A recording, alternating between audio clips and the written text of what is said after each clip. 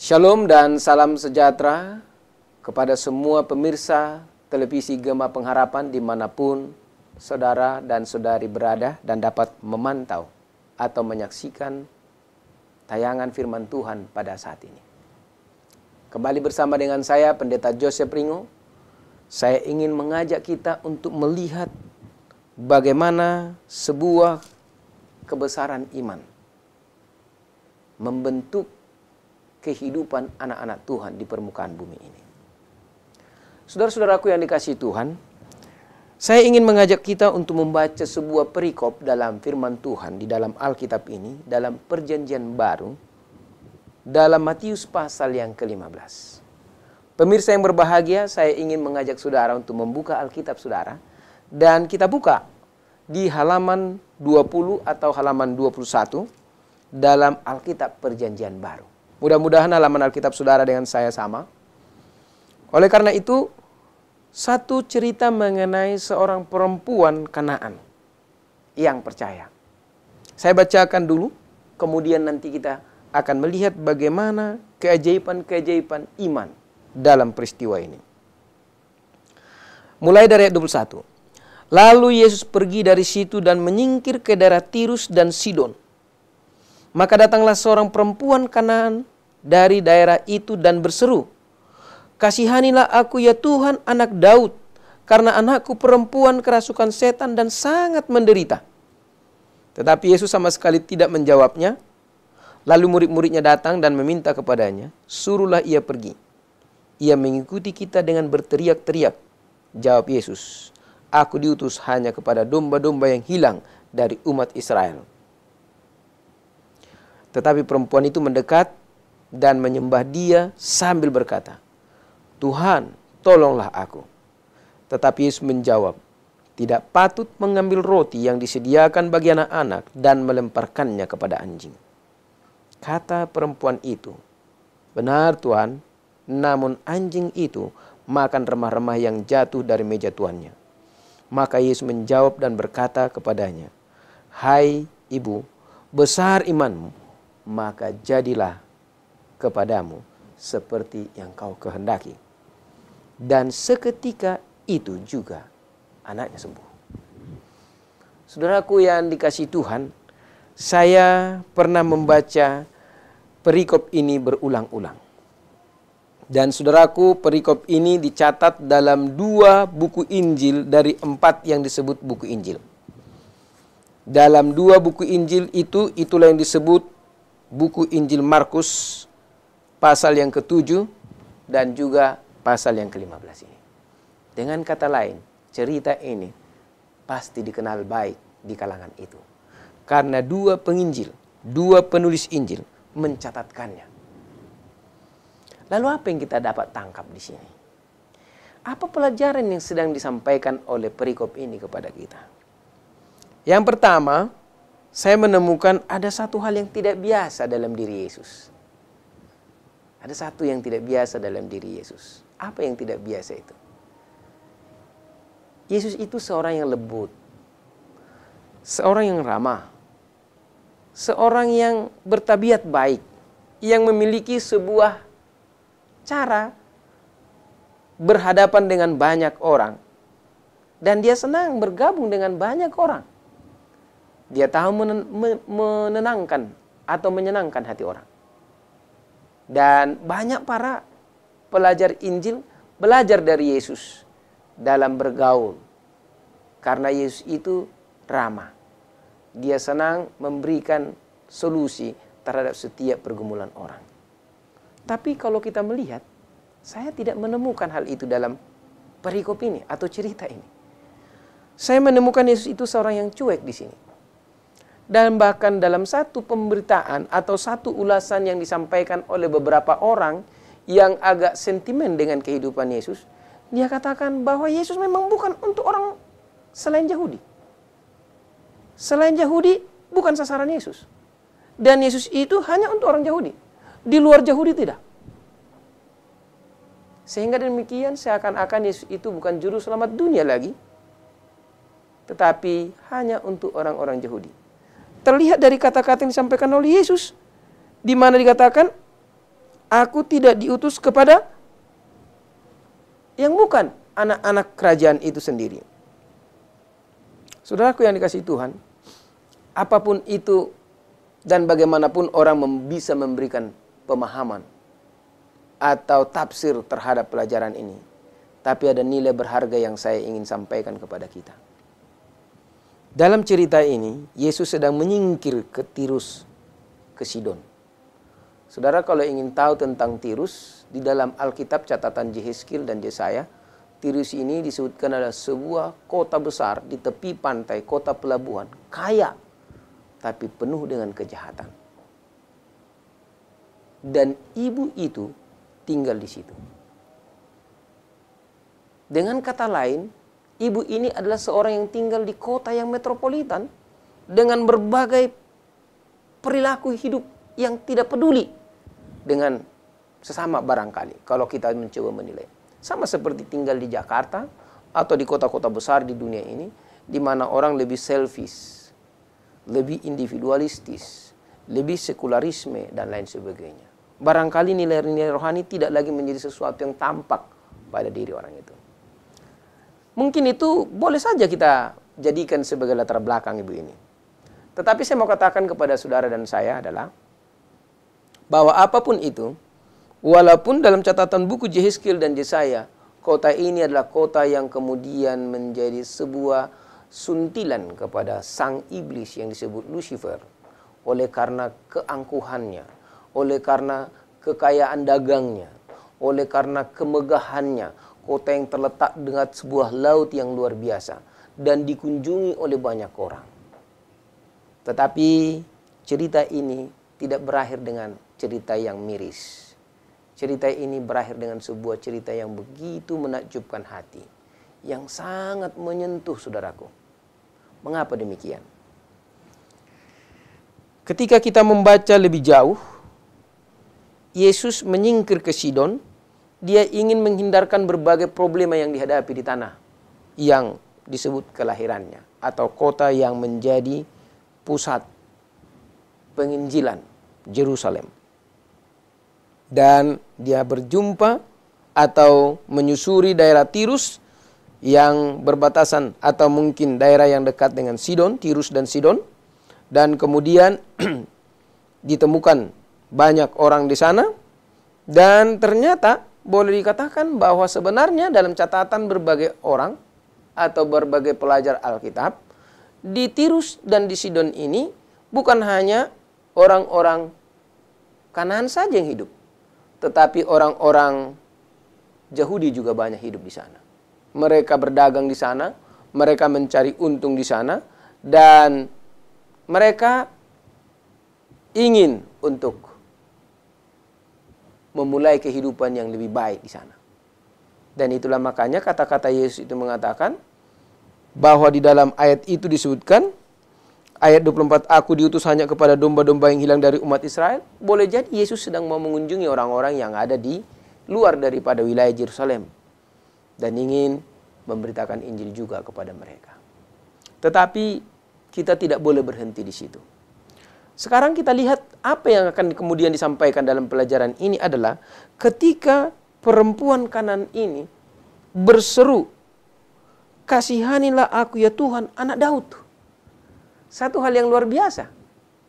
Seorang perempuan Kanaan, penyembah berhala, yang terbiasa dengan penyembahan-penyembahan kepada dewa. Barangkali kalau bicara mengenai apa yang disebut sesajen, dia paling pintar. Barangkali yang disebut dengan cerita-cerita mitos dalam budaya kekafiran mereka, dia lebih pintar. Tetapi dia menyebut anak Daud. Kalau saya bandingkan dengan pelajaran ini, kita coba lihat kepada apa yang disampaikan oleh orang-orang Farisi. Orang Farisi tidak pernah mengatakan, hai Yesus anak Daud. Mereka hanya mencoba mencari sesuatu yang tidak perlu dalam diri Yesus. Bahkan mereka mencoba cari-cari kesalahan dalam diri Yesus. Tetapi perempuan ini dengan hormat mengatakan, iya Tuhan, anak Daud, kasihanilah aku. Dari kata-kata ini, perempuan ini saya percaya mendengar tentang Yesus. Atau bahwa Yesus itu sudah dikenal di kalangan banyak tempat. Bukan hanya di Yerusalem, tapi di seluruh daerah pinggiran Yerusalem, bahkan sampai ke laut, ke daerah Tirus. Dan begitu dia mendengarkan tentang Yesus, dia mencoba mencari lebih dalam lagi tentang siapa Yesus itu. Sampai dia dapat berseru, "Ya Tuhan, Anak Daud, kasihanilah aku." Dan orang-orang Yahudi dalam pelajaran di Perjanjian Lama, Anak Daud itulah anak perjanjian. Anak Daud itulah sang pembebas. Saudaraku, di tanah Israel, kata-kata anak Daud jarang disebutkan kepada Yesus. Tetapi satu kali kunjungan Yesus ke tanah Sidon, Yesus mendapatkan satu sebutan anak Daud dari orang yang bukan bangsa Israel sendiri. Saudaraku yang dikasihi Tuhan, mari kita lihat kemudian. Ketika Yesus mendapatkan sebuah permohonan dan pada saat itu dia kelihatan cuek, saya ingin memberikan kepada kita satu pemahaman untuk tidak cepat tersinggung. Saya menemukan itu. Di zaman kita sekarang ini gampang sekali tersinggung. Mari kita lihat ketersinggungan-ketersinggungan yang kita bisa saksikan lewat media televisi.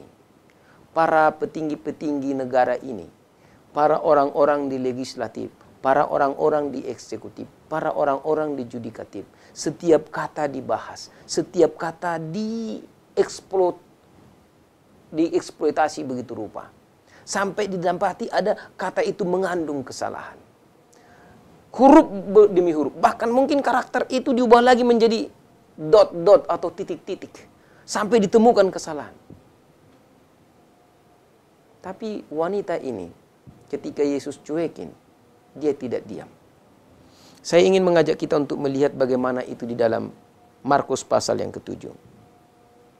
Maka ayat 5, malah seorang ibu yang anaknya perempuan kerasukan roh jahat, segera mendengar tentang dia, lalu datang dan tersungkur di depan kakinya. Perempuan itu seorang Yunani bangsa Sirofenesia. Ia memohon kepada Yesus untuk mengusir setan itu dari anaknya. Lalu Yesus berkata kepadanya, "Biarlah anak-anak kenyang dulu, sebab tidak patut mengambil roti yang disediakan bagi anak-anak dan melemparkannya kepada anjing." Kalau dalam Matius pasal 15, dibanding dengan Markus pasal 7, kelihatannya lebih sadis. Lebih sedikit sentimental.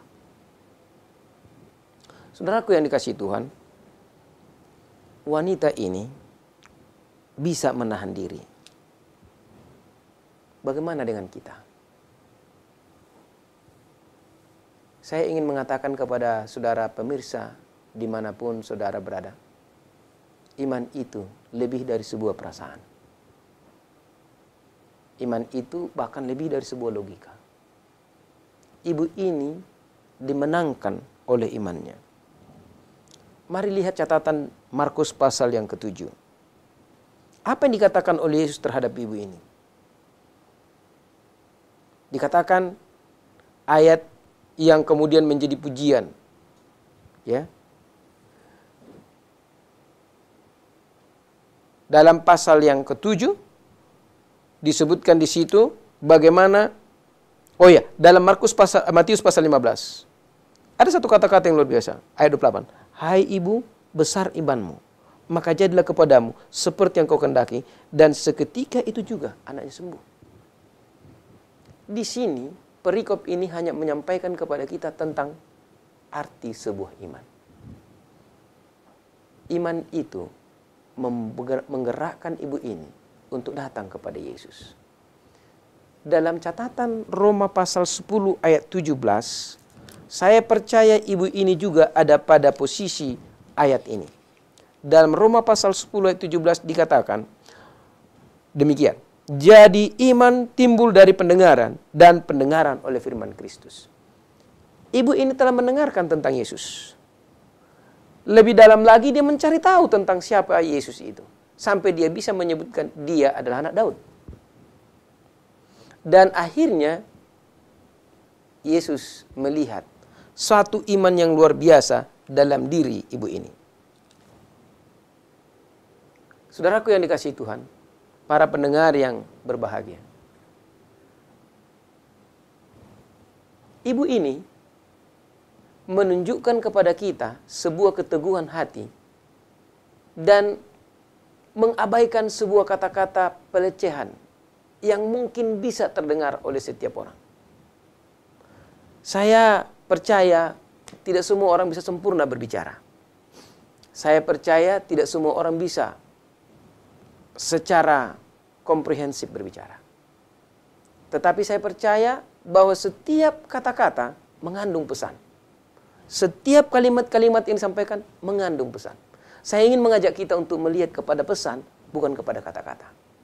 Karena inilah buktinya. Yesus mau menyampaikan sesuatu hal kepada kita. Jika seandainya ibu ini tersinggung, tentu dia akan pergi. Dan anaknya tidak akan pernah disembuhkan. Dan kalau ini kita lihat dari budaya-budaya tertentu. Ada satu budaya yang mungkin barangkali, saya harus akui saya kebetulan dilahirkan di budaya Batak. Jika ini mungkin kedengaran kepada ibu orang Batak, langsung amarah yang muncul. Hebat sekali kau, sampai kau ngomong begitu. Emang siapa kau? Dan lain sebagainya. Mungkin saya tidak perlu uraikan banyak-banyak. Saudara bisa bayangkan itu. Mungkin bukan hanya Batak, di mana saja. Dalam kultur-kultur tertentu, yang mungkin lembut pembawaannya. Mendengarkan kata-kata yang seperti ini, barangkali akan membuat dia sangat tersinggung. Tapi saudaraku, saya mau katakan, wanita ini telah membawa satu pelajaran kepada kita untuk boleh melihat bahwa sikap tenang adalah merupakan hasil karya imannya kepada dirinya. Apakah iman itu menghasilkan apa kepada saudara dan saya? Kemudian di dalam cerita lanjutan ini, kalau kita baca, maka Yesus menyampaikan satu kata-kata yang saya sebenarnya agak tidak suka mendengar kata-kata ini. Di dalam ayat 26, tidak patut mengambil roti yang disediakan. Namun sebelumnya, saya mau katakan, disatakan di situ bahwa murid-murid itu pun gerah melihat wanita ini yang terus-menerus. Kenapa gerah? Berarti wanita ini bukan hanya mengajukan sekali permohonannya, tapi dia mengulang-ulanginya dan terus mendesakkannya kepada Yesus dengan harapan Yesus akan mau mendengarnya. Dengan harapan Yesus akan mau memberikan kepedulian kepadanya. Dan kelihatannya Yesus tidak peduli. Terbukti sampai murid-murid itu datang dan kemudian menyampaikan sesuatu kepada Yesus. Dalam ayat yang ke-23, murid-muridnya datang dan meminta kepadanya, Yesus, suruhlah ia pergi. Ia mengikuti kita dengan berteriak-teriak. Saya bisa bayangkan seorang ibu yang begitu mengasihi anaknya, dia akan melakukan apa saja. Dan bukan hanya itu. Untuk segala penyakit yang diderita oleh manusia, setiap orang pasti berusaha dengan apa saja agar dapat disembuhkan. Terlebih ini adalah karena penyakit kerasukan setan. Saudaraku yang dikasihi Tuhan, Yesus di situ baru memberikan pernyataan. Setelah murid-muridnya berbicara kepadanya, baru Yesus memberi pernyataan. Apa pernyataan Yesus? Jawab Yesus, aku diutus hanya kepada domba-domba yang hilang dari umatku Israel. Saudaraku, ada apa ini? Kenapa Yesus mengatakan demikian? Yesus ini mengenal watak daripada umatnya. Mereka selalu mengagung-agungkan dirinya. Mereka selalu mengatakan bahwa kamilah umat pilihan. Mereka selalu mengatakan bahwa kamilah bangsa yang diberkati. Mereka mengatakan bahwa di luar kami tidak akan ada yang diselamatkan. Barangkali ini adalah sebuah kesombongan-kesombongan bangsawan. Kesombongan-kesombongan bangsa. Kesombongan-kesombongan pribadi juga barangkali. Mungkin karena pribadi lalu kemudian terbawa kepada orang banyak dan kemudian umum pun ikut-ikutan. Mungkin juga para pendeta-pendeta mengatakan, iya kita inilah bangsa pilihan. Kita inilah orang-orang yang diberkati. Tidak ada yang lain yang diberkati di luar kita. Kalau tidak masuk kepada kita tidak akan selamat dan lain sebagainya. Tetapi kehidupan orang-orang yang disebutkan bangsa pilihan tadi itu tidak selaras dengan apa yang menjadi kelayakan untuk diselamatkan tadi. Sekarang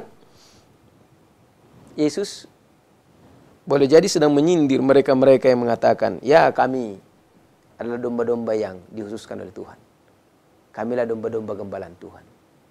Dan Yesus sebenarnya benar juga mengatakan, aku diutus untuk mencari domba-domba yang hilang.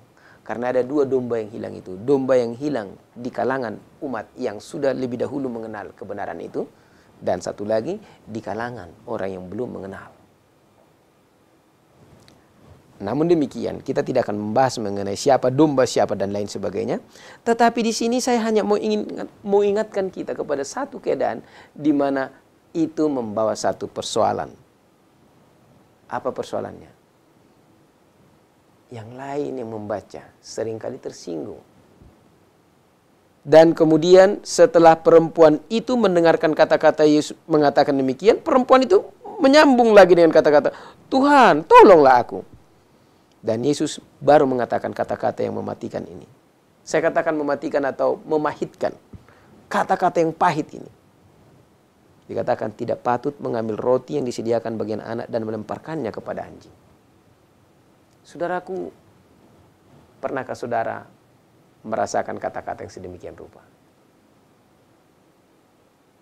Mari sadari, kalau pernah, jangan pernah ambil pusing dengan kata-kata. Saya sudah melihat banyak persoalan tercipta oleh karena kata-kata. Sebuah kata yang tidak pantas dikeluarkan telah banyak menuai persoalan, bahkan menjadi sebuah petaka besar. Konon ceritanya, pembantaian kepada orang Yahudi oleh Nazi adalah karena sebuah kata-kata yang tidak mengenakan yang didengarkan oleh Hitler pada waktu dia masih kecil dari seorang Yahudi yang melecehkan dia. Itu konon katanya. Kalau itu sebuah kebenaran, lihatlah betapa bahayanya sebuah akibat dari kata-kata yang tidak benar. Saya percaya Yesus tidak sedang mau melecehkan perempuan ini. Tetapi apapun itu, poin yang kita mau sampaikan di sini adalah belajarlah untuk menyampaikan kata-kata yang baik. Tetapi lebih daripada itu saya katakan lagi, sesuai dengan apa yang dikatakan firman ini, jangan pernah gampang tersinggung oleh karena kata-kata yang kurang baik. Damaikan hatimu bahwa Tuhan sendiri tahu memutarbalikkan kata-kata yang tidak baik itu menjadi berkat. Ingat Daud yang diejek oleh Mikal atau diejek oleh Mephiboset ketika dia menari-nari. Tetapi kemudian apa yang dikatakan oleh Daud? Ketika Abner meminta untuk menyeberang, atau Joab barangkali, panglimanya pada saat itu, untuk menyeberang, untuk membinasakannya. Tapi Daud katakan apa? Biarlah demikian. Mungkin Tuhan sedang berbicara lewat dia kepada saya. Saudaraku, banyak kata-kata yang tidak indah yang akan kita dengar. Bahkan kata-kata yang melecehkan yang kita akan dengar. Tapi saya mau katakan kepadamu saudaraku, kata-kata itu tidak akan pernah membuat kita menjadi seperti apa yang disebutkan dalam kata-kata itu. Bahkan sekalipun di sini ditemukan kata anjing, bukan berarti perempuan Sirofenisia itu adalah anjing. Tetapi perempuan Sirofenisia itu telah membuat imannya menjadi pahala dan berkat baginya. Perempuan itu telah membuat imannya menjadi sebuah power yang luar biasa.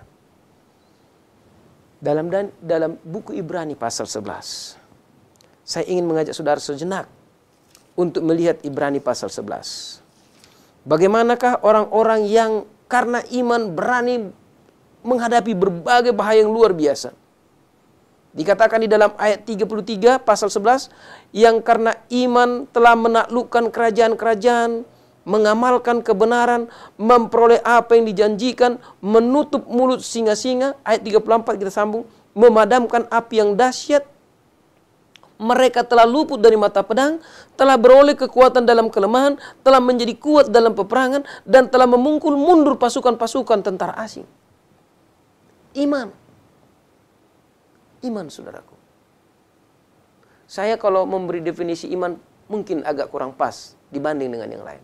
Tapi saya hanya bisa mengatakan bahwa iman itu luar biasa. Iman bukan sekedar percaya. Iman melebihi sebuah perasaan.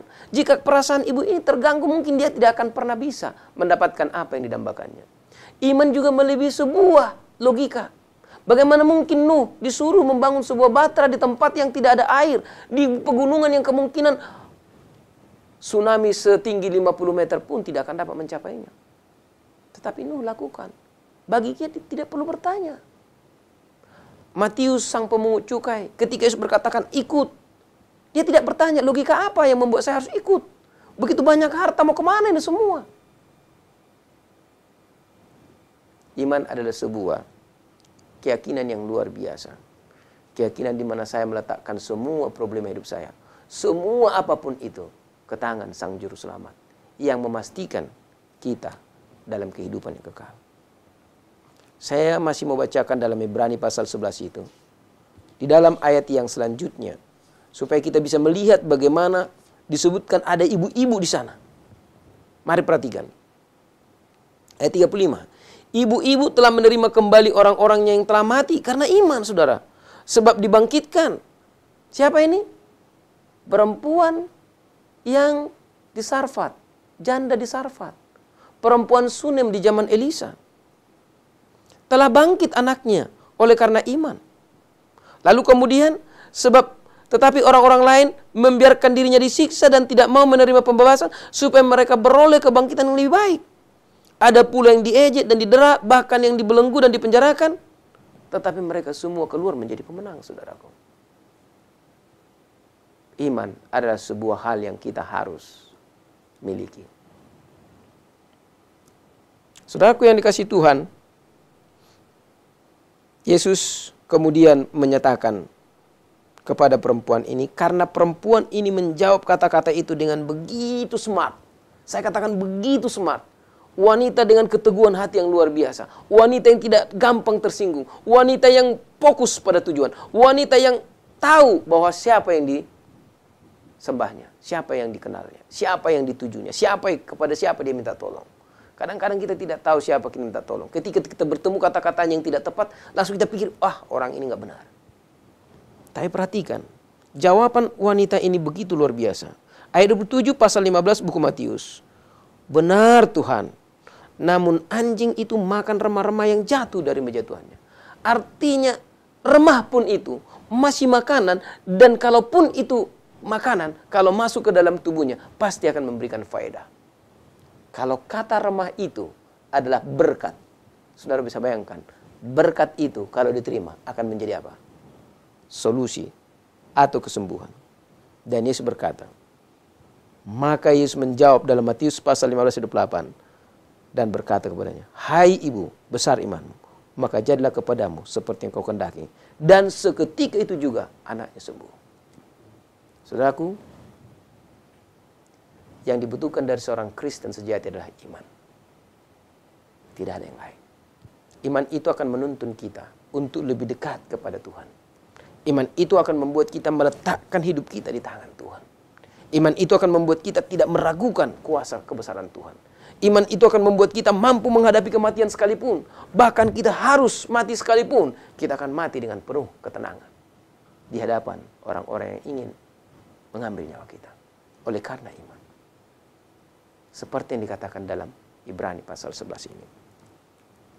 Dan oleh karena itulah dalam Lukas pasal 18 ayat 8. Pada akhir zaman nanti hanya orang-orang yang seperti ini yang akan diselamatkan.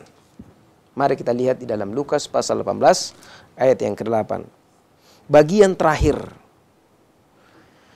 Akan tetapi jika anak manusia itu datang, adakah ia akan mendapati iman di bumi? Saudaraku, pada pelajaran mengenai perempuan Kanan ini, kepada saudara dan saya diberitahukan satu hal yang paling indah. Apa itu? Apakah Anda memiliki iman yang membawa Anda kepada pengenalan akan Allah? Apakah Anda mempunyai iman yang membuat saudara tekun untuk memahami kebenarannya? Apakah saudara mempunyai iman untuk tidak pernah meragukan kebenaran yang Allah sudah simpan di sini? Apakah Anda mempunyai iman yang membuat saudara akan selalu percaya kepada firman kebenaran, bukan kepada orang lain? Saya percaya pasti ada di antara orang-orang di sekitar ibu itu yang mengatakan, ibu udahlah, kata-katanya nggak enak, pergilah kita yuk. Masa begitu? Tetapi wanita itu tidak pernah mundur sedikit pun sampai dia mencapai tujuannya. Mengapa? Karena dia sudah mempelajari siapa Yesus. Sekarang pertanyaan kita kepada saudara pemirsa dimanapun saudara berada. Apa yang membuat saudara bisa mengenal Yesus? Hanya ini. Tetapi jangan lupa, setan bisa membuat ini disalah mengerti. Sehingga pengenalan kita akan Yesus bisa berubah. Saudaraku yang dikasihi Tuhan, saya mau mengakhiri pernyataan kita pada pertemuan kali ini. Imanmu adalah kunci keselamatanmu. Jika imanmu tidak benar, maka keselamatanmu tidak akan tercapai. Wanita ini telah mencapai sebuah tujuan yang baik. Wanita ini telah mendapatkan apa yang didambakan hatinya karena dia tepat dan fokus kepada imannya. Saya mengundang kita untuk memfokuskan iman kita pada fokus yang benar, pada pemikiran tentang iman yang benar, pada pemahaman tentang iman yang benar. Kiranya Tuhan memberkati kita. Mari kita tundukkan kepala, kita berdoa. Bapa Surgawi, kami berdoa memohon berkat-Mu pada saat ini Tuhan. Ada satu pelajaran yang indah yang kami dapatkan melalui wanita, perempuan Kanaan yang bertemu dengan Yesus dan yang meminta kesembuhan daripadanya. Kami percaya dalam setiap pembelajaran tentang Yesus, Yesus adalah seorang yang lemah lembut. Namun kali ini ditunjukkan dalam bentuk yang agak sedikit berbeda untuk menyadarkan kami bahwa tidak baik kami gampang tersinggung. Tidak baik kami merespon kata-kata yang mungkin terlontar tidak tepat. Tetapi biarlah kami boleh memiliki kesabaran, biarlah kami boleh memiliki sebuah ketenangan, biarlah kami fokus kepada apa yang sedang kami tuju. Biarlah kami hanya mendengarkan kepada isi pekabaran atau isi pesan yang disampaikan dalam bentuk kata-kata itu. Bukan melihat kepada kata-kata. Ajari kami untuk boleh memahami lebih banyak tentang hidup. Memahami tentang iman yang sesungguhnya. Karena iman kami menjadi kunci keselamatan kami. Tuhan Bapa di surga, terima kasih oleh karena pelajaran ini. Terima kasih oleh karena perikop cerita ini. Yang membawa kami mengerti bahwa hidup ini lebih daripada sebuah kata-kata. Tetapi hidup ini adalah sebuah penyerahan kepada tangan Tuhan. Terpujilah nama-Mu Tuhan. Terima kasih karena Engkau sudah mendengar doa kami. Kami persembahkan ini di dalam nama Yesus Kristus yang menjadi Tuhan dan Juru Selamat kami. Amin.